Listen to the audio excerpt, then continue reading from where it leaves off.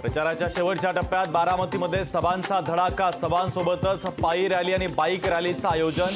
अजित पवारांच्या 5 तर शरद पवारांच्या होणार 3 सभा। देशभरातील 12 राज्यांमधील 94 जागांसाठी आज प्रचाराचा अखेरचा दिवस। महाराष्ट्रातील 11 मतदारसंघात आज प्रचाराच्या तोफा थंडावणार। निवडणुकीच्या प्रचारामध्ये नेत्यांकडूनच नियमांचं उल्लंघन, नाना पटोलेंनी वाहतुकीचे नियम तोडवले। पायदळी रवींद्र धंगेकर यांच्या प्रचारासाठी हेल्मेट न वापरताच काढली बाईक रॅली।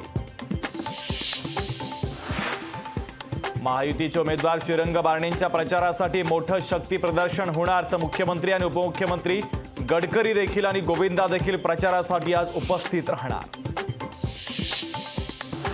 ठाण्याचे उमेदवार राजन विचारेंसाठी उद्धव ठाकरे मैदानात। विचारेंच्या प्रचारासाठी नवी मुंबईत ठाकरेंची जाहीर सभा होणार। उपमुख्यमंत्री देवेंद्र फडणवीस घेणार गणेश नाईकांची भेट, तर गणेश नाईक समर्थकांची नाराजी दूर करण्यासाठी प्रयत्न। फडणवीस आणि गणेश नाईक यांच्यात उद्या बैठक। काँग्रेसचे अरविंद सिंग लवली यांचा भाजपमध्ये प्रवेश, तर आम आदमी पक्षासोबत काँग्रेसनं आघाडी केल्यानं लवली नाराज असल्याची माहिती। महिलेच्या अपहरणा प्रकरणी जेडीएसचे कर्नाटकचे आमदार एच.डी. रेवन्नांना अटक, तर रेवन्नांचे पुत्र प्रज्वल यांच्या विरोधात देखील लैंगिक शोषणाचे गुन्हे दाखल।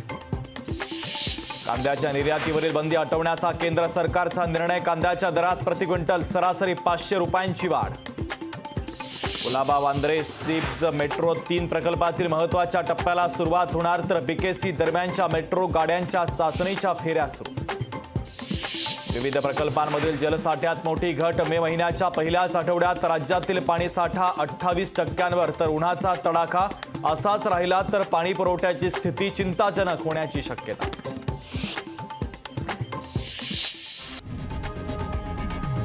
लोकशाही मराठी ऐका, पहा, जागरूक रहा।